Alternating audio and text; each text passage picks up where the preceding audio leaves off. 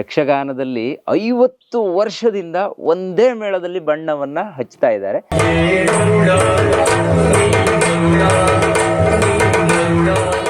ರಾಜ್ಯೋತ್ಸವ ಪ್ರಶಸ್ತಿ ಸ್ವೀಕಾರ ಮಾಡಿರುವಂಥ ಫೋಟೋವನ್ನು ತೋರಿಸೋಣ. ಇಲ್ಲಿದೆ ನೋಡಿ. ಮಾನ್ಯ ಮುಖ್ಯಮಂತ್ರಿಗಳು, ಉಪಮುಖ್ಯಮಂತ್ರಿಗಳು ಸಿದ್ದರಾಮಯ್ಯ ಮತ್ತು DK ಶಿ ಅವರು ಅಲ್ಲಿ ಹಿಂಭಾಗದಲ್ಲಿದ್ದಾರೆ. ಇದು ನಾವೆಲ್ಲ ಪತ್ರಿಕೆಯಲ್ಲಿ ನೋಡಿರ್ತೀವಿ. ನನ್ನಲ್ಲಿ ಏನಾದರೂ ನೀನು ಕಡಿಮೆ ಅದು ನನ್ನ ಹತ್ರ ಕೇಳು, ಮತ್ತೆ ನಾ ತೋರಿಸ್ತೇನೆ. ಆ ದಿವಸ ಪ್ರಸಾದ ಹಿಡಿದು ಮತ್ತೆ ಯಾವ ಕಡೆ ಕರೆ ಬಂದರು ಎಲ್ಲೂ ಮನಸ್ಸು ಬದಲು ಮಾಡಲಿಲ್ಲ.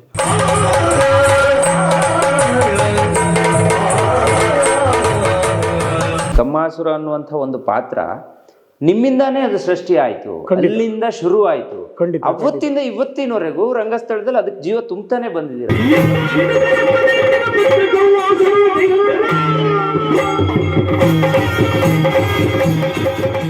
ನಾವೆಲ್ಲ ನಿಮ್ಮ ಸಿನಿಮಾವನ್ನ ನೋಡಿದೀವಿ, ವೀರಚಂದ್ರಹಾಸ, ರವಿ ಬಸ್ರೂರ್ ಅವರ ನಿರ್ದೇಶನದಲ್ಲಿ ಬಂದಿದ್ದು. ಅದರಲ್ಲಿ ಚಂದ್ರಹಾಸ ಪಾತ್ರ ಮಾಡಿದ್ದು ಇವರೇ. ಅಳಿಯವರ ಬಗ್ಗೆ ಏನ್ ಅನ್ಸುತ್ತೆ ಈಗ? ಏನು ತುಂಬಾ ಖುಷಿ ಆಯ್ತು. ತುಂಬಾ ಖುಷಿ ಇದೆ. ಕಲಿಕೆ ಅಂತ ಹೇಳಿದ್ರೆ ಮನೆಯೇ ಮೊದಲ ಪಾಠಶಾಲೆ ಅಂತ ಹೇಳ್ತಾರೆ. ಹಾಗಾಗಿ ಇವರು ರಕ್ತದಿಂದ ಬಂದದ್ದು ಅಂತ ಹೇಳ್ತಾರಲ್ಲ. ನನ್ನ ತಾಯಿ ನನಗೆ ಫುಲ್ ಸಪೋರ್ಟ್ ಮಾಡಿ ನನಗೆ ಇದಕ್ಕೆ ಬರ್ಲಿಕ್ಕೆ ಕಾರಣವೇ ಅವಳು.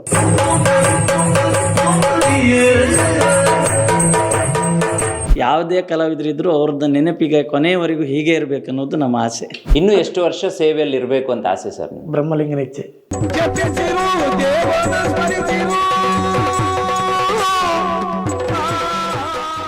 ಪ್ರಿಯ ವೀಕ್ಷಕರೇ ನಮಸ್ಕಾರ. ಕಾರ್ಯಕ್ರಮವನ್ನು ನೋಡಿ ಸುಮ್ಮನಾಗಬೇಡಿ, ನಮ್ಮ ವಾಹಿನಿಯನ್ನ ಸಬ್ಸ್ಕ್ರೈಬ್ ಮಾಡ್ಕೊಳ್ಳಿ.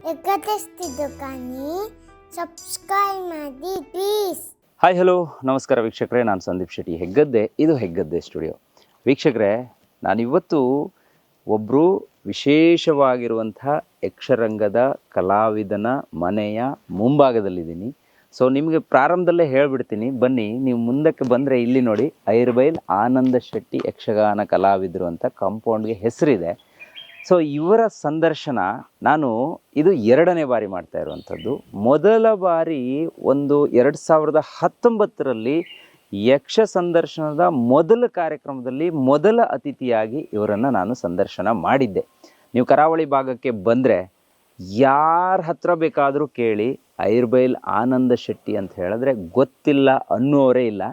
ಇವತ್ತಿಗೂ ಕೂಡ ಯಕ್ಷರಂಗದಲ್ಲಿ ಒಂದು ವಿಚಾರ ಹೇಳ್ತೀನಿ, ಕಮ್ಮಾಸುರ ಅಂತ ನೀವೇನಾದರೂ ಒಂದು ಕ್ಯಾರೆಕ್ಟರನ್ನು ಯಕ್ಷರಂಗದಲ್ಲಿ ನೋಡಿದ್ದೀರಾ ಅಂತ ಹೇಳಿದ್ರೆ ಅದು ಸೃಷ್ಟಿಯಾಗಿದ್ದು ಇವರು ಯಕ್ಷಗಾನ ಮಾಡುವ ದಿನಮಾನದಿಂದಾನೇ ಅಂತ ಹೇಳ್ಬೋದು. ಮೊದಲ ಬಾರಿಗೆ ಆ ಪಾತ್ರವನ್ನು ಮಾಡಿದ್ದು ಇವರೇ, ಇವತ್ತಿಗೂ ಮಾಡ್ತಾ ಇರೋದು ಇವರೇ.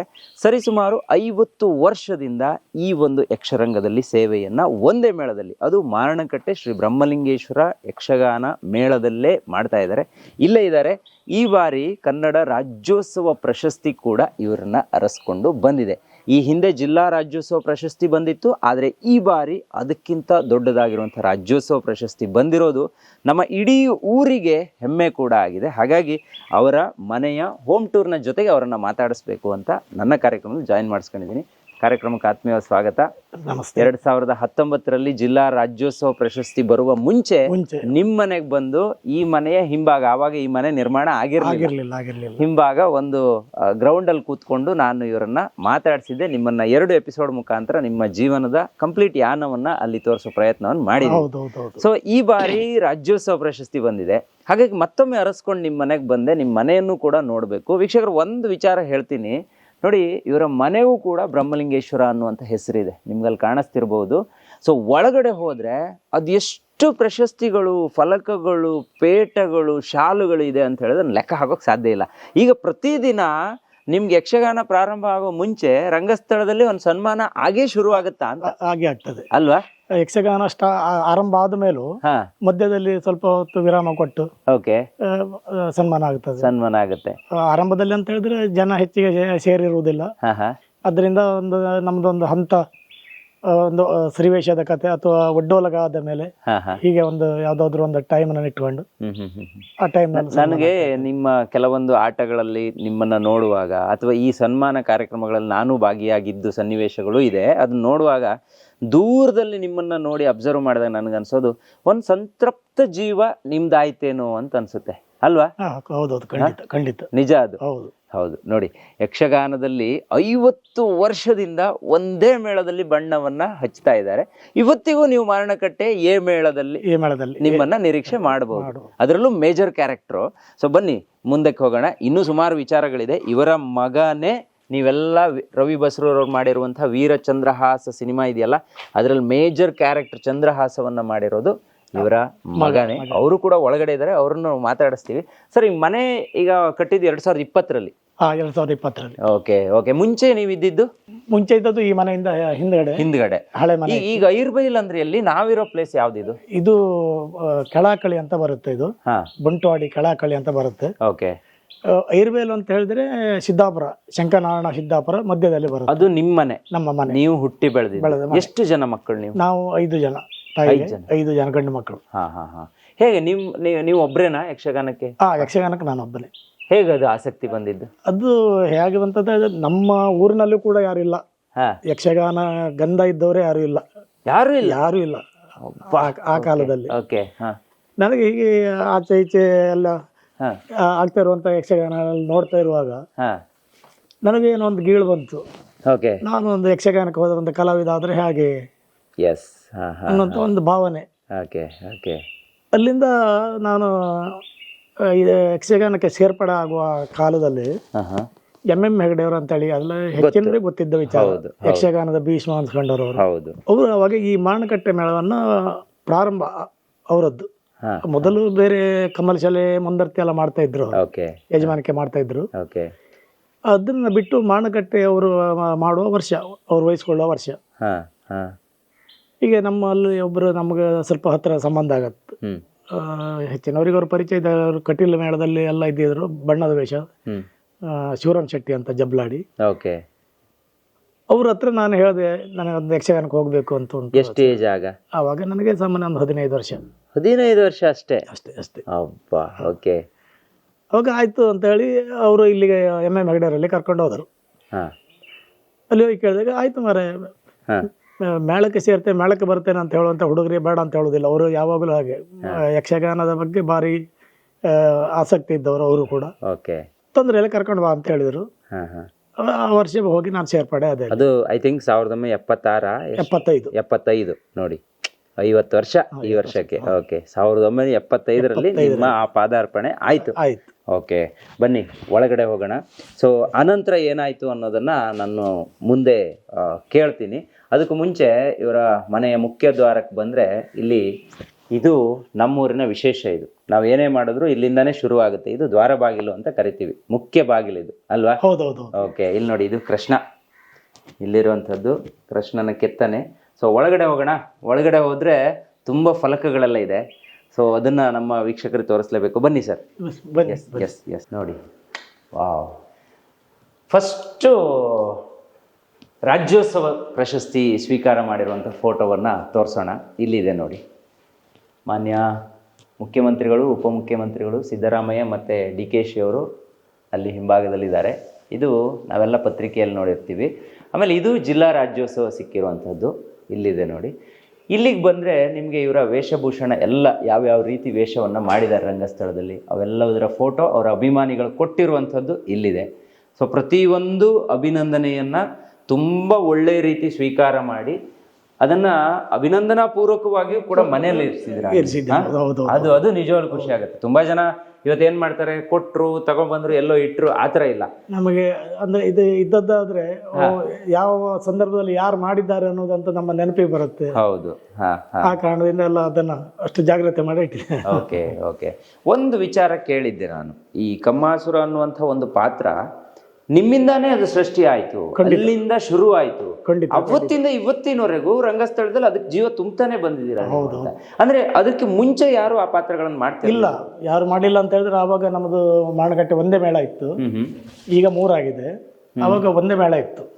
ಒಂದೇ ಮೇಳ ಇರುವಾಗ ವೈ ಚಂದ್ರಶೇಖರ್ ಶೆಟ್ಟಿ ಅಂತ ಡಾಕ್ಟರ್ ಅವರು ಬರೆದ ಪ್ರಸಂಗ ಅದು, ಮಾರಣಕಟ್ಟೆ ಕ್ಷೇತ್ರ ಮಹಾತ್ಮೆ. ಅವಾಗ ಒಂದೇ ಮೇಳ ಇರುವ, ಅದು ಒಂದೇ ಮೇಳದಲ್ಲಿ ನಾನೇ ಇರುವುದು, ಮತ್ತೆ ಯಾರು ಇರ್ಲಿಲ್ಲ ಅಲ್ಲ. ಅಲ್ಲಿಂದ ನಾನೇ ಮಾಡ್ಲಿಕ್ಕೆ ಶುರು ಮಾಡಿದೆ. ಅದು ನಮ್ದು ಕ್ಷೇತ್ರ ಮಹಾತ್ಮೆ ಆರಂಭ ಆಗಿ ಸಾಮಾನ್ಯ ಒಂದು 10-20-22 ವರ್ಷ ನಂತರ ಮತ್ತೊಂದು ಮೇಳ ಆಯ್ತು. ಎರಡನೇ ಮೇಳ. ಓಕೆ. ಅದಾಗಿ ಮತ್ತೊಂದು 10 ವರ್ಷ ನಂತರ ಮತ್ತೊಂದು ಮೇಳ ಆಯ್ತು. ಮತ್ತೊಂದು ಮೇಳ. ಈಗ ABC ಅಂತ 3 ಮೇಳಗಳಿದೆ. 3 ಮೇಳ ಇದೆ. ಈಗ ಮತ್ತೆರಡು ಮೇಳದಲ್ಲಿ ಇರುವವರು ಮಾಡ್ತಾ ಇದ್ದಾರೆ. ಅಂದ್ರೆ ಈ ಮೇಳದಲ್ಲಿ ನಾನೇ ಮಾಡ್ತಾ ಇದ್ದೇನೆ. ಅಲ್ಲಿ ಹಾಕುವ ಹೆಜ್ಜೆ ಅಥವಾ ಕಟ್ಟುವ ವೇಷ ಇದರಲ್ಲಿ ಏನೋ ಬದಲಾವಣೆಗಳು ಇರುತ್ತಾ? ಬದಲಾವಣೆ ಅಂತ ಹೇಳಿದ್ರೆ ನಾನು ಮಾಡ್ಕೊಂಡು ಬಂದ ದಾರಿ ಒಂದು, ಆ ನಡೆಯಲ್ಲಿ ಹೋಗೋ ಪ್ರಯತ್ನ ಮಾಡ್ತಾರೆ ಬೇರೆಯವ್ರು ಮಾಡೋರು. ಅದು ಆಗ್ತದೆ ಇಲ್ಲೋ ಗೊತ್ತಿಲ್ಲ. ಹೌದು. ಈಗ ನಾನು ನಿಮ್ಮ ಫ್ಯಾಮಿಲಿಯವ್ರನ್ನು ಈ ಎಪಿಸೋಡಲ್ಲಿ ಒಂದು ಪರಿಚಯ ಮಾಡಬೇಕು ಅಂತ ಅನ್ಕೊಂಡಿದ್ದೀನಿ. ಮಗ ಅವ್ರು ಇಲ್ಲೇ ಇದ್ದಾರೆ. ಸರ್ ಬನ್ನಿ, ದಯವಿಟ್ಟು ಬನ್ನಿ. ನಾವೆಲ್ಲ ನಿಮ್ಮ ಸಿನಿಮಾವನ್ನು ನೋಡಿದ್ದೀವಿ, ವೀರಚಂದ್ರಹಾಸ, ರವಿ ಬಸ್ರೂರ್ ಅವರ ನಿರ್ದೇಶನದಲ್ಲಿ ಬಂದಿದ್ದು. ಅದರಲ್ಲಿ ಚಂದ್ರಹಾಸ ಪಾತ್ರ ಮಾಡಿದ್ದು ಇವರೇ. ಸೊ ಅಲ್ವಾ? ಎಷ್ಟು ದಿನ ಶೂಟ್ ಆಗಿತ್ತು ಅದು? ನಾನು ತಿಳಿದ ಮಟ್ಟಿಗೆ totally 13 days, 12 to 13 days shooting.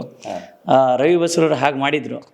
Like ಹೇಗಂದರೆ ಅಷ್ಟು ಜನ ಕಲಾವಿದ್ರನ್ನ, ಈಗ ಒಂದು ಮೇಳ ಅಂತ ಅಂದರೆ ಗೊತ್ತುಂಟು ಹೇಗೆ ಮಾಡಬೇಕು, ಎಷ್ಟು ಜನ ಕಷ್ಟಪಡ್ತಾರೆ ಅಂತ. ಆ ಮೂವಿಯಲ್ಲಿ ಆಲ್ಮೋಸ್ಟ್ 500 ಜನ ಕಲಾವಿದರು ಇದ್ದರು. ಅಷ್ಟು ಕಲಾವಿದ್ರನ್ನ ರವಿ ಬಸ್ರೂರವರು ಒಂದು ಮನೆ ಥರ ನೋಡ್ಕೊಂಡಿದ್ರು. ಆ ಥರ ಎಫರ್ಟ್ ಅವ್ರು ಹಾಕಿದ್ರು. ಹಾಗಾಗಿ ನಾವು ಕಲಾವಿದರು ಕೂಡ ಅಷ್ಟೇ ಎಫರ್ಟ್ ಹಾಕಿದ್ದೀವಿ. ಅವರ ಆಯ್ಕೆ ಕೂಡ ತುಂಬ ಚೆನ್ನಾಗಿದೆ ಅಂತ ನಂಗೆ ಅನ್ಸುತ್ತೆ. ಯಾಕಂದರೆ ಆನಂದ್ ಶೆಟ್ಟಿಯವರ ಮಗನನ್ನೇ ಅವರು ಹೀರೋ ಆಗಿ ಆಯ್ಕೆ ಮಾಡಿದ್ದಾರೆ ಅಂತ ಹೇಳಿದ್ರೆ ಅದ್ರ ಹಿಂದೆ ಅವ್ರ ಆಯ್ಕೆ ಕೂಡ ಅಷ್ಟೇ ತುಂಬ ಚಂದ ಪ್ರೋಸೆಸ್ ಮಾಡಿದ್ದಾರೆ ಅಂತ ಅನಿಸುತ್ತೆ. ಅಮ್ಮ ಬನ್ನಿ, ಮುಂದೆ ಬನ್ನಿ. ಈ ಎಪಿಸೋಡ್ನಲ್ಲೇ ನಿಮ್ಮನ್ನು ಮಾತಾಡಿಸ್ಬೇಕು ಅಂತ ಬಂದಿದ್ದೀನಿ. ಅಮ್ಮ ನೀವು ಬನ್ನಿ. ಯಾಕಂದ್ರೆ ನಾವು ಲಾಸ್ಟ್ ಟೈಮ್ ಬಂದಾಗ ನೀವು ಯಾರು ಸಿಕ್ಕಿರಲಿಲ್ಲ ನಮಗೆ ಮಾತಾಡ್ಸೋದಕ್ಕೆ. ಈಗ ಒಂದು ಅವಕಾಶ. ಈಗ ಶೆಟ್ರಿಗೆ ಒಂದು ರಾಜ್ಯೋತ್ಸವ ಪ್ರಶಸ್ತಿ ಸಿಕ್ಕಿದೆ. ಇಡೀ ಊರಿಗೂರೇ ಖುಷಿಯಾಗಿದೆ. ಪ್ರತಿದಿನ ಸನ್ಮಾನಗಳು ನಡೀತಾ ಇದೆ. ನಾವು ಕೂಡ ಮತ್ತೊಮ್ಮೆ ಅವ್ರನ್ನ ಅರಸ್ಕೊಂಡು ಇಲ್ಲಿವರೆಗೆ ಬಂದ್ವಿ. ನಿಮಗೆ ಎಷ್ಟು ಖುಷಿ ಇದೆ ಅಮ್ಮ? ಎಷ್ಟು ಖುಷಿ ಆಗುತ್ತೆ? ನನಗೂ ತುಂಬಾ ಸಂತೋಷ ಆಯ್ತು. ತುಂಬಾ ಖುಷಿ. ಓಕೆ. ಅಲ್ಲ, ಅವಾಗೆಲ್ಲ ತುಂಬಾ ಕಷ್ಟ ಇತ್ತು ಬದುಕು. ಆಟಕ್ಕೆ ಹೋಗ್ಬೇಕು ಅಂತ ಹೇಳಿದ್ರೆ ಹೋಗೋದಕ್ಕೂ ವೆಹಿಕಲ್ ಇಲ್ಲ. ಆಮೇಲೆ ಪ್ರತಿ ರಾತ್ರಿ ಅವರಲ್ಲೇ ಇರಬೇಕಿತ್ತು. ನೀವು ಸಂಸಾರ ಅಂತ ಹೇಳಿದ್ರೆ ಅವ್ರನ್ನ ಬಿಟ್ಟೇ ಇರಬೇಕಾಗಿತ್ತು. ಅವತ್ತಿಗೆ ಇವತ್ತು ಕಂಪೇರ್ ಮಾಡಿದ್ರೆ ಏನು ಅನ್ಸುತ್ತೆ? ಫಸ್ಟಿಂದ ಅಲ್ಲಿ ಉಳ್ಕೊಳ್ಳೋದಿಲ್ಲ, ಮನೆಗೆ ಬರ್ತಾ ಇದ್ರು ಅವ್ರ. ಇವಾಗಲೂ ಹಾಗೆ, ಫಸ್ಟ್ ಹೇಗಿದ್ರು ಈಗಳು ಹಾಗೆ ಇದ್ದಾರೆ. ಅಷ್ಟೇ ಮುಗ್ಧತೆಯಲ್ಲಿದ್ದಾರೆ ಅವ್ರು ಏನು ಬದಲಾವಣೆ ಇಲ್ಲ. ನಮ್ಮ ಮದುವೆ ಆದಾಗ ಅವ್ರು ಹೇಗಿದ್ರು ಈಗಳು ಹಾಗೆ ಇದ್ರು. ನಿಮ್ ಮದುವೆ ಹೆಂಗೆ ಅಂದ್ರೆ ಮನೆಯವ್ರು ನೋಡಿ ಮಾಡಿದ್ದ? Arrange marriage? ಲವ್ ಮ್ಯಾರೇಜ್ ಅಲ್ಲ? ಹೇಳ್ತಾರೆ ಆದ್ರೆ ಅಲ್ಲ, ಅದು ಅಲ್ಲ. Arrange marriage. ನಿಮ್ಮನೆ ಇಲ್ಲೇನಾ ಈಗ ನಾವಿರೋದು? ಹೌದು, ಇದೆ ನಮ್ಮನೆ. ಅಮ್ಮ ನಿಮ್ಗೆ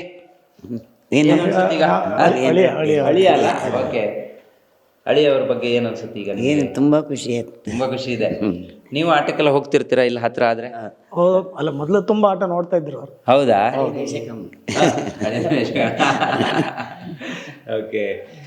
ಈಗ ಮನೆಗೆ ಎಂಟ್ರಿ ಆದರೆ ಅಲ್ಲೊಂದು ಯಕ್ಷಗಾನದ ಕಿರೀಟ, ವೇಷ, ಪಾತ್ರಧಾರಿಯ ಮುಖ ಚರ್ಯೆ ಹಾಗೆ ಇಟ್ಟಿದ್ದೀರಾ. ಅದು ಎಲ್ಲಿಂದ ಬಂದಿದ್ದು ಸರ್? ಅದು ಆ್ಯಕ್ಚುಲಿ ನಮ್ಮ ಫ್ರೆಂಡ್ ಒಬ್ರು ಕೊಟ್ಟಿದ್ದು, ನಮ್ಮ ಮನೆ ಮಕ್ಕಳಿಗೆ. ಅಂದರೆ ನಾವು ಒಟ್ಟಿಗೆ ವೇಷ ಮಾಡ್ತಿತ್ತು ಆವಾಗ.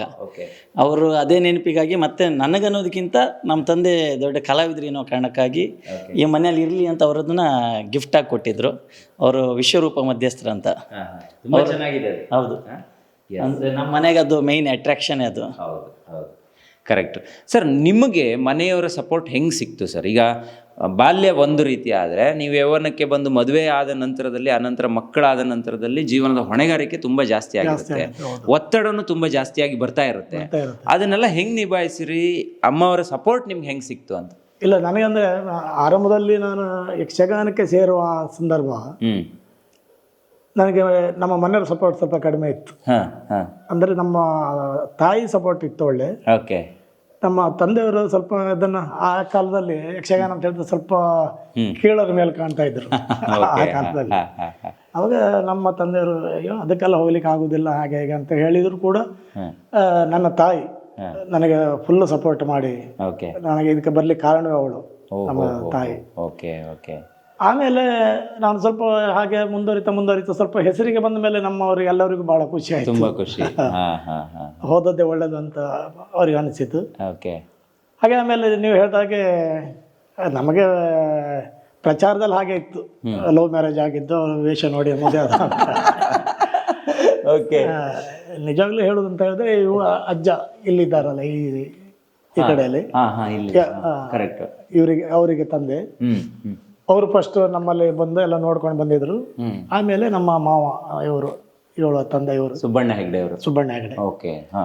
ಇವರೆಲ್ಲ ನಮ್ಮ ಮನೆಗೆ ಬಂದು ಮನೆಯಲ್ಲಿ ನಮ್ಮ ಮನೆಯವರ ಎಲ್ಲ ಒಟ್ಟಿಗೆ ಮಾತುಕತೆ ಆಗಿ ನಮ್ಮ ಮ್ಯಾರೇಜ್ ಆಗಿದ್ದು. ಮದುವೆ ಆದಮೇಲೆ ಅದು ಏನು ತೊಂದರೆ ಇಲ್ಲ ನಮಗೆ. ನಾವು ಯಾವ ಯಕ್ಷಗಾನಕ್ಕೆ ಹೋಗುವಾಗ ಬರುವಾಗ ಎಷ್ಟೊತ್ತಿಗೆ ಹೋಗ್ಲಿ ಎಷ್ಟೊತ್ತಿಗೆ ಬರಲಿ ಅದಕ್ಕೆಲ್ಲ ನಮ್ಮ ಮಿಸಸ್ ನಮ್ಮ ಹೆಂಡತಿ ಸಪೋರ್ಟು ಒಳ್ಳೆ ಸಪೋರ್ಟ್ ಇತ್ತು. ಅದು ಅವರು ನಾವು ಹಾಗಿದ್ದ ಇರುವುದರಿಂದ ನಮ್ಗೆ ಇದನ್ನು ಮುಂದುವರಿಸ್ಕೊಂಡು ಹೋಗ್ಬೇಕಾಯ್ತದೆ. ಅಷ್ಟು ಕಷ್ಟ. ಹೌದೌದು. ಇಲ್ಲ ಅಂದ್ರೆ ಕಷ್ಟ. ಅದೇ ಅಲ್ಲ ಮತ್ತೆ ಮನೆ ಕಡೆ ನಾನೇ ಮಾಡಬೇಕು ಅಂತಿಲ್ಲ. ಮಕ್ಕಳು ಸಣ್ಣವರು ಇರುವಾಗಲೂ ಎಲ್ಲ ಅವ್ರು ನೋಡ್ಕೊಳ್ತಾ ಇದ್ರು. ಅಲ್ಲಿ ನಾನು ಮಧ್ಯದಲ್ಲಿ ನಾನು ಮನೆಯಲ್ಲೇ ಇರ್ತೀನಿ ಬಿಡಿ. ಕರೆಕ್ಟ್. ನಾವು ಯಕ್ಷಗಾನಕ್ಕೆ ಹೋದರೆ ನಾನು ರಾತ್ರಿ ಬೇಗ ಮುಗಿದ್ರೆ, ಈಗ ಮಾತ್ರ ಅರ್ಧ ರಾತ್ರಿ ಸ್ಟಾರ್ಟ್ ಆದದ್ದು. ಮೊದಲು ಬೆಳಗುವರೆಗೆ ಇತ್ತಲ್ಲ. ಹೌದು. ಬೆಳಗುವರೆಗೆ ಇದ್ದಾಗ ಮಧ್ಯದಲ್ಲಿ ಎಲ್ಲಾದ್ರೂ ನಂದು ಬೇಗ ಮುಗಿದ್ರೆ ಬೇಗ ಬರ್ತಾ ಇದ್ದ ಮನೆಗೆ. ಇಲ್ಲಾಂದ್ರೆ ಬೆಳಿಗ್ಗೆ ಬಂದಾಗ ಮನೆ ಕಡೆ ಕೆಲಸ ನಾನು ನೋಡ್ಕೊತೆ. ಆಮೇಲೆ ಒಟ್ಟಾಗಿ ಇದು ಸುವರ್ಣ ಸಂಭ್ರಮ. ಈಗ ನಿಮ್ಗೆ ಈ ಸುವರ್ಣ ಸಂಭ್ರಮದಲ್ಲೇ ನಾವು ಬಂದ್ವಿ. ಅದಕ್ಕಿಂತ ಮುಂಚೆ ರಾಜ್ಯೋತ್ಸವನು ಬಂತು. ಅದೊಂದು ಖುಷಿಯಾದಂಥ ವಿಚಾರ. ಇನ್ನು ಇದನ್ನ ಬಿಟ್ಟು ಮೇಲ್ಗಡೆ ಕೂಡ ಇದೆ, ಅದನ್ನು ನೋಡ್ಕೊಬರೋಣ, ಅದನ್ನು ನಾವು ತೋರ್ಸೋಣ ಬನ್ನಿ ಎಲ್ರು. ಸೊ ಇದು ಇವರ ದೇವರ ಮನೆ ನೋಡಿ ಎಷ್ಟು ಚೆನ್ನಾಗಿದೆ. ನಾವು ಗೃಹ ಪ್ರವೇಶಕ್ಕೆ ಬರೋಕ್ಕಾಗಲಿಲ್ಲ, ಹಾಗಾಗಿ ನಮ್ಮ ವೀಕ್ಷಕರಿಗೆ ಇವತ್ತು ತೋರಿಸ್ತಿದ್ದೀವಿ. ಸೊ ಬ್ರಹ್ಮಲಿಂಗೇಶ್ವರನೇ ನಿಮಗೆ ಎಲ್ಲನೂ ಅಲ್ಲ ಸರ್? ಖಂಡಿತ. ಹೌದಲ್ವಾ? 100ಕ್ಕೆ 100. ಯಾಕಂದರೆ ಒಂದು ಸ್ಟೋರಿ ನೀವು ಕಳೆದ ಬಾರಿ ಹೇಳಿದ್ರಿ, ಅದು ನಾನು ಮೇಳ ಒಂದ್ಸಲ ಚೇಂಜ್ ಮಾಡಬೇಕು ಅಂತ ಅನ್ಕೊಂಡಿದ್ದೆ. ಆ ಸಂದರ್ಭದಲ್ಲಿ ದೇವರ ಪಾತ್ರೆಯವರು ನಿಮಗೆ ಪ್ರಸಾದ ಕೊಡ್ಲಿಲ್ಲ. ಅನಂತರ ಸಪ್ರೇಟ್ ಆಗಿ ಕರೆದು ಯಾಕೆ ಚೇಂಜ್ ಮಾಡ್ತಿದ್ದೀಯಾ, ನಿನ್ ಮನ್ಸಲ್ಲಿ ಏನೋ ಬಂದಿದೆ ಅಂತ ಹೇಳಿದ್ರಿ. ಸೊ ಅದಾದ ನಂತರ ನೀವು ಚೇಂಜೇ ಮಾಡಿಲ್ಲ? ಹೇಳಿ ಸರ್, ಅದು ಏನದು? ಅಂದ್ರೆ ನನಗೆ ಅವಾಗ ಅದು ಸ್ವಲ್ಪ ನನಗೆ ಹೆಸರು ಬಂತಲ್ಲ ಇದರಲ್ಲಿ, ಅವಾಗ ಸ್ವಲ್ಪ ಡಿಮಾಂಡ್ ಮಾಡ್ಲಿ ಶುರು ಮಾಡಿದೆ. ಕೆಲವು ಬೇರೆ ಮಾಡಿದವರು ಸಾಲಿಗ್ರಾಮ ಅಥವಾ ಪೆರಡೂರು, ಬಯಲಾಟದಲ್ಲಿ, ಮಂದರ್ತಿ ಮೇಳದಲ್ಲಿ, ಕಮಲಶಾಲೆ ಮೇಳದಲ್ಲಿ. ಹಾಗೆ ನಮ್ಮ ಕರುಣಾಕರ್ ಶೆಟ್ಟರು ಬಾರಿ ಒತ್ತಾಯ ಮಾಡ್ತಾ ಇದ್ದಾರೆ ಅವಾಗ ಪೆರಡೂರು ಮೇಳದವರು. ಏನು ನನ್ನಷ್ಟಕ್ಕೆ ನಾನು ಆಲೋಚನೆ ಮಾಡಿದೆ, ಎಲ್ಲ ನೋಡು ಒಂದು ವರ್ಷ ಬದಲಾವಣೆ ಮಾಡಿದರೆ ಹೇಗೆ ಅಂತ ಆಲೋಚನೆ ಮಾಡಿದೆ. ಅದು ಯಾರಿಗೂ ಗೊತ್ತಿಲ್ಲ, ಬೇರೆ ಯಾವ ಕಲಾವಿದರಿಗೂ ಗೊತ್ತಿಲ್ಲ, ಯಾರಿಗೂ ಗೊತ್ತಿರಲಿಲ್ಲ. ನಿಮಗೆ ಮಾತ್ರ ನೀವು ಅನ್ಕೊಂಡಿದ್ದು? ನನ್ನ ಮನಸ್ಸಿನಲ್ಲಿ ಮಾತ್ರ ನಾನು ಎಣಿಸ್ಕೊಂಡದ್ದಷ್ಟೇ. ಓಕೆ. ಅವಾಗ ನಮ್ಮಲ್ಲಿ ಒಂದು ಕ್ರಮ ಇದೆ. ನಮ್ಮ ದೇವರ ಸೇವೆ ಆಗಿ 2ನೇ ದಿವಸ 3ನೇ ದಿವಸ ನಾವು ಹೊಳೆ ದಾಟೋದು ಅಂತೇಳಿ ಬಾಣಕಟ್ಟೆಯಲ್ಲಿ. ಆವಾಗ ದರ್ಶನ ಆಗಿ ಪ್ರಸಾದ ಕೊಡೋದು ಇದು. ಅಲ್ಲಿ ದರ್ಶನ ಆದಾಗ ಆರಂಭದಲ್ಲಿ ಕರೆಯುವುದೇ 2ನೇ ವೇಷಧಾರಿ ಬರಲಿ ಅಂತೇಳಿ ಕರೆದಾಗ ಹೋದೆ. ನಾನು ದೇವ್ರ ಹತ್ರ ಹೋದಾಗ ನನ್ನ ಕೆಳಗಿಂದ ಮೇಲವರು ಹೀಗೆ ನೋಡು ದೇವರ ಪಾತ್ರೆ ನೋಡಿದ್ರೆ ನನ್ನನ್ನು ಬದಿಗೆ ನಿಲ್ಲಿಸಿದ್ರು. ನನಗೆ ಆಶ್ಚರ್ಯ ಆಯ್ತು, ಯಾಕೆ ಪ್ರಸಾದ ಕೊಡ ನನ್ನ ಸೈಡಿಗೆ ಇಟ್ಟರಲ್ಲ ಯಾಕೆ ಅಂತ ಹೇಳಿ. ಆಮೇಲೆ ಅಷ್ಟು ಜನರು ಎಲ್ಲರಿಗೆ ಪ್ರಸಾದ ಕೊಟ್ಟಾದ್ಮೇಲೆ ಮತ್ತೆ ನನ್ನನ್ನು ಕರೆದಾಗ ಮತ್ತೆ ಹಾಗೆ ಕೆಳಗಿಂದ ಮೇಲೆ ನೋಡಿ ಹೇಳಿದ್ರು, ಏನು ಮನಸ್ಸು ಬದಲು ಮಾಡಿದೆಯಲ್ಲ ಏನು. ನನಗೆ ರೋಮ ಲೈಗಾಯ್ತು ಆವಾಗ. ಅಲ್ಲ ಯಾರಿಗೂ ಗೊತ್ತಿಲ್ಲ ಇದ್ದ ವಿಷಯ ಅಂದ್ರೆ ದೇವ್ರಿಗೆ ಗೊತ್ತಾಗ್ತದೆ ಅಂತ ಹೇಳೋದಕ್ಕೆ ಅದೊಂದು ಸಾಕ್ಷಿ ಆಯ್ತು. ಹೌದು ದೇವ್ರಿಗೆ ನನ್ನಷ್ಟಾಗಿ ನಾನೇನೋ ತೀರ್ಮಾನ ಅಂದ್ರೆ ಕೈಗೊಳ್ಳಲಿಲ್ಲ, ಆದ್ರೆ ಹಾಗೆ ಅಂತ ಅಷ್ಟು ಆಲೋಚನೆ ಮಾಡಿದ್ವಿ. ಬೇಡ ಅಂತ ಹೇಳಿ, ಬೇಡ ಇನ್ನು ಮನಸ್ಸು ಬದಲು ಮಾಡಬೇಡ, ಎಲ್ಲಿ ನನ್ನಲ್ಲಿ ಏನಾದ್ರು ನೀನು ಕಡಿಮೆ ಆದರೆ ನನ್ನ ಹತ್ರ ಕೇಳು, ಮತ್ತೆ ದಾರಿ ನಾ ತೋರಿಸ್ತೇನೆ ಅಂತ. ಆ ದಿವಸ ಪ್ರಸಾದ ಹಿಡಿದು ಮತ್ತೆ ಯಾವ ಕಡೆ ಕರೆ ಬಂದರು ಎಲ್ಲೂ ಮನಸ್ಸು ಬದಲು ಮಾಡಲಿಲ್ಲ, ಯಾವತ್ತೂ ಇಲ್ಲ ಮನಸ್ಸು ಬದಲು ಮಾಡಿಲ್ಲ. ಓಕೆ. ಅದು ಸಾಮಾನ್ಯ ಒಂದು 22 ವರ್ಷದ ಹಿಂದೆ ಆ ಘಟನೆ. ಈ ಘಟನೆ ಆಗಿದೆ. Okay okay. ಬನ್ನಿ ಈಗ ನಾವು ಮೇಲ್ಗಡೆ ಹೋಗೋಣ. ಸೊ ಮೇಲ್ಗಡೆ ಒಂದಿಷ್ಟು ಪ್ರಶಸ್ತಿ ಫಲಕಗಳಿದೆ, ಅದನ್ನು ಕೂಡ ನೋಡ್ಕೊಬರೋಣ. ಇಲ್ಲಿ ಏನು 2 ರೂಮ್ ಇರೋದಾ? ಇಲ್ಲಿ 2 ರೂಮ್. ಹಾಂ. ಓಕೆ. ಇದು ಯಾರು ನಿಮ್ಮ ಕಲ್ಪನೆ ಎಲ್ಲ ಆಗಿದ್ದ ಹೆಂಗೆ? ಹೌದಾ? ನೀವಿರೋದು ಬೆಂಗಳೂರಲ್ವಾ? ಬೆಂಗಳೂರು. ಓಕೆ. ಅಂದರೆ MNC ಅಲ್ಲಿ ವರ್ಕ್ ಮಾಡ್ತೀರಾ? ಹೌದು, ನಾನು MNC ಕಂಪ್ನಿ HP ಅಂತ ಹ್ಯಾವ್ಲೆಟ್ ಪ್ಯಾಕರ್ಡ್. ಓಕೆ. ಅದರಲ್ಲಿ ವರ್ಕ್ ಮಾಡ್ತಾ ಇದ್ದೆ. ಪ್ಲಸ್ ಯಕ್ಷಗಾನ. ಈಗ ಯಕ್ಷಗಾನನೂ ಮಾಡಿಕೊಂಡು ವರ್ಕ್ ಮಾಡ್ತೀರಾ? ಅಲ್ಲಿಗೆ ಇಲ್ಲಿಗೆ ಡಿಸ್ಟೆನ್ಸ್ ತುಂಬ ಇದೆಯಲ್ಲ? ಇಲ್ಲ, ಅಂದರೆ ಇನಿಷಿಯಲಿ ಆವಾಗ ನಾನು ಅಂದರೆ ಅತಿಥಿಯಾಗಿ ಬರ್ತಿದ್ದೆ ಇನಿಷಿಯಲ್ ಡೇಸು. ಕೋವಿಡ್ ಬಂದಮೇಲೆ ನಮಗೆ ವರ್ಕ್ ಫ್ರಮ್ ಹೋಮ್ ಸ್ಟಾರ್ಟ್ ಆಯಿತು. ವರ್ಕ್ ಫ್ರಮ್ ಹೋಮ್ ಸ್ಟಾರ್ಟ್ ಆದಮೇಲೆ ನಾನು ಮೇಳಕ್ಕೆ ಎಂಟ್ರಿ ಆದೆ, ಅಂದರೆ ಹಟ್ಟಿ ಅಂಗಡಿ ಮೇಳಕ್ಕೆ. ಅದು ನಮ್ಮ ಫ್ರೆಂಡ್ ಇದ್ದೆ ರಂಜಿತ್ ಶೆಟ್ಟಿ ಅಂತ, ಇದರಿಂದ ಒಂದು 5-6 ವರ್ಷ ಮೇಳದ ತಿರುಗಾಟ ಅನುಭವ. ಈಗ ನಿಮ್ಮ ಕಲಿಕೆ ಯಕ್ಷಗಾನದಲ್ಲೂ ತುಂಬ ಕಲಿಬೇಕಾದಂಥ ಪರಿಸ್ಥಿತಿ ಇದೆ. ಸೊ ಹಾಗಾಗಿ ಆ ಕಲಿಕೆಗಳೆಲ್ಲ ಮಾಡಿದ್ದೀರಾ, ಹೇಗೆ ಆಯಿತು? ಕಲಿಕೆ ಅಂತ ಹೇಳಿದ್ರೆ ಮನೆಯೇ ಮೊದಲ ಪಾಠಶಾಲೆ ಅಂತ ಹೇಳ್ತಾರೆ. ಹಾಗಾಗಿ ಇವರು ರಕ್ತದಿಂದ ಬಂದದ್ದು ಅಂತ ಹೇಳ್ತಾರಲ್ಲ, ಮೊದಲಿಂದನೂ ಅವ್ರದ್ದು ವೇಷ ಕಂಡುಕೊಂಡೆ. ನಾನಲ್ಲ, ತುಂಬ ಜನ ಇದ್ದಾರೆ ಬೆಳೆದವರು. ನಮಗೂ ಮೊದಲಿಂದ ಇಂಟ್ರೆಸ್ಟ್ ಯಕ್ಷಗಾನ, ಕಲಿಬೇಕು ಅಂತ. ಆಮೇಲೆ ಇವರೇ ಹೇಳಿಕೊಟ್ರು. ಮೊದಲು ಸಣ್ಣ ಸಣ್ಣ ವೇಷ ಮಾಡ್ಕೊತ ಬಂದೆ, ಆಮೇಲೆ ಅದು ಲೈಕ್ ಪ್ರೊಫೆಷನಲ್ ಥರ ಆಗೋಯ್ತು. ಮೊಮ್ಮಗ ಚೆನ್ನಾಗಿ ಕುಣಿತಾನ? ಒಳ್ಳೆ ಕುಣಿತ. ಹೌದಾ? ಖುಷಿ ನಿಮಗೆ? ಖುಷಿ. ನೋಡಿ, ಇಲ್ಲಿದೆ ನೋಡಿ, ರಾಜ್ಯೋತ್ಸವ ಪ್ರಶಸ್ತಿ ಫಲಕ ಇಲ್ಲಿದೆ. ಇದು ಮೊನ್ನೆ ಬೆಂಗಳೂರಲ್ಲಿ ಕೊಟ್ಟಿದ್ದಲ್ಲ? ಹೌದೌದು. ಈಗ ಇದೊಂದು ಸ್ಟ್ರಕ್ಚರ್ ಮಾಡಿದ್ದು ತುಂಬಾ ಚೆನ್ನಾಗಾಯ್ತು ಅಂತ ಅನ್ಸುತ್ತೆ. ಈ ತರದ್ ಇನ್ನೂ ಸುಮಾರು ಇರ್ಬೋದಲ್ವಾ? ಇದೆ. ಈಗ ಇಡೋಕ್ ಜಾಗ ಇಲ್ಲ, ಇನ್ನು ಬೇರೆ ಪ್ಲಾನ್ ಉಂಟು. ಓಕೆ. ಅಲ್ಲ, ತಂದೆಯವರಿಗೆ ನೀವು ಇಷ್ಟೊಂದು ಇದನ್ನೆಲ್ಲ ನೀವು ಮಾಡಿದಿರಲ್ಲ, ಯಾಕಂದ್ರೆ ಅದು ನಿಜವಾಗ್ಲೂ ತುಂಬಾ ಒಳ್ಳೇದು. ನೆಕ್ಸ್ಟ್ ಜನರೇಷನ್ಗೆ ಅಟ್ಲೀಸ್ಟ್ ತೋರ್ಸೋದಕ್ಕಾದ್ರೂ ಆಗುತ್ತೆ. ಬೇಕು. ಈಗ ನಾವು ಕೇಳ್ಮಟ್ಟಿಗೆ ಕೆಲವು ಕಲಾವಿದರು ಇದ್ರು ಪಾಪ, ಇನ್ನು ಅಂದ್ರೆ ಬಡತನದಲ್ಲಿ ಇದ್ದವ್ರು ಇದ್ರು. ಅವ್ರಿಗೆ ಇದನ್ನ ಮಾಡ್ಲಿಕ್ಕೆ ಆಗ್ಲಿಲ್ಲ. ಕೆಲವ್ರು ಏನಾಗ್ತಾರೆ ಅಂದ್ರೆ, ಕಲಾವಿದರು ತೀರಿ ಹೋದ ನಂತರ ಅವರ ಮೂಮೆಂಟ್ಗಳಾಗ್ಲಿ, ಬಂದ ಪ್ರಶಸ್ತಿಗಳನ್ನೆಲ್ಲ ಅವ್ರ ಮನೆಯವರು ಬಿಸಾಡಿದ್ದು ನಾವು ಕೇಳಿದ್ದೇವೆ. ಅದು ಆಗಬಾರ್ದು. ಯಾವುದೇ ಕಲಾವಿದರಿದ್ರು ಅವ್ರದ್ದು ನೆನಪಿಗೆ ಕೊನೆಯವರೆಗೂ ಹೀಗೆ ಇರಬೇಕು ಅನ್ನೋದು ನಮ್ಮ ಆಸೆ. ಸರ್, ಈಗ ನಿಮಗೆ ನೀವು ಶೂನ್ಯದಿಂದ ನೋಡಿದ್ದೀರಾ ಸರ್. ಇದನ್ನೆಲ್ಲ ಅಬ್ಸರ್ವ್ ಮಾಡಿದಾಗ, ಇದನ್ನೆಲ್ಲ ತಗೊಂಡು ಬಂದು ಒಂದ್ಸಲ ಸುಮ್ಮನೆ ನಿಂತು ನೋಡಿದಾಗ ನಿಮ್ಗೆ ಏನು ಫೀಲ್ ಆಗುತ್ತೆ ಸರ್? ಅಲ್ಲ, ನನಗೆ ಯಾವುದಂದ್ರೆ ಅಲ್ಲ, ಇಷ್ಟೆಲ್ಲ ನಾನು ತಗೊಳ್ಳುವಷ್ಟು ಮಾಡಿದ್ನ ಅಂತ. ಕರೆಕ್ಟ್. ಅಲ್ಲ, ನನಗೆ ನಂಬಲಿಕ್ಕೆ ಸ್ವಲ್ಪ ಕಷ್ಟ ಆಗುತ್ತೆ. ಯಾಕಂದ್ರೆ ಎಲ್ಲಿ ಹೋದ್ರು ನನಗೆ ಸನ್ಮಾನ ಅಂತ ಹೇಳ್ತಾರೆ. ನಾನು ಗ್ರಹಿಸುವುದು ಅದು ನನ್ನಲ್ಲಿ ಅಷ್ಟು ಪ್ರಭಾವ ಇದೆಯಾ ಹೌದಲ್ವಾ ಅಂತ ನನಗೆ ಅನಿಸುತ್ತೆ. ಹೌದು. ಆದರೆ ಜನರು ಒಪ್ಪಿದ್ದಾರೆ, ಮಾಡ್ತಾ ಇದ್ರು. ಹೌದು, ಕರೆಕ್ಟ್. ಅದಕ್ಕೆ ನಾವು ತಲೆ ಬಾಗಲೇಬೇಕು.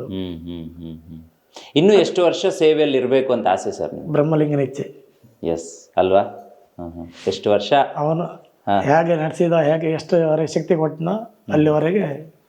ಕರೆಕ್ಟ್. ಒಟ್ಟಿನಿಂದ ನನಗೆ ಮೊದಲಿಂದ ಒಂದು ನನ್ನದೊಂದು ಕಲ್ಪನೆ ಇತ್ತು, ಒಂದು ಆಸೆ ಇತ್ತು. 50 ವರ್ಷ ಅಂತೂ ಮಾಡಲಿ, ಸುವರ್ಣ ಮಹೋತ್ಸವ ಒಂದು ಮಾಡಲೇಬೇಕು ಅಂತ ಹೇಳಿದ್ದೆ. ಅದಾಯ್ತು. ಇಲ್ಲಿವರೆಗೂ ಬ್ರಹ್ಮಲಿಂಗ ಯಾವ ತೊಂದರೆಯೂ ಕೊಡಲಿಲ್ಲ. ಮತ್ತೆ ಯಾವ ವಿಚಾರದಲ್ಲಿ ಆದರೂ ಅಲ್ಲ, ಒಂದು ದೇಹದಲ್ಲಿ ಶಕ್ತಿ ಆಗಲಿ ಯಾವುದಕ್ಕೂ ಏನು ಕಡಿಮೆ ಆಗಲಿಲ್ಲ.